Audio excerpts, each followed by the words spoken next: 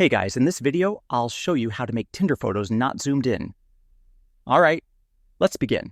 First of all, open the Tinder app on your mobile device and make sure it is updated to the latest version available. After that, sign in to your Tinder account and you will be redirected to the home page. To add a new picture, tap on the profile icon at the bottom right corner, then tap on the pen icon to edit your profile. Now, in order to add a new picture without the zoomed in effect, make sure that the image you upload is in a 4:3 ratio. You just need to get the correct ratio and size to get rid of the zoom effect. And that's it. As you can see, the picture I just uploaded doesn't have any zooming issue, and that is because the image is in the correct aspect ratio.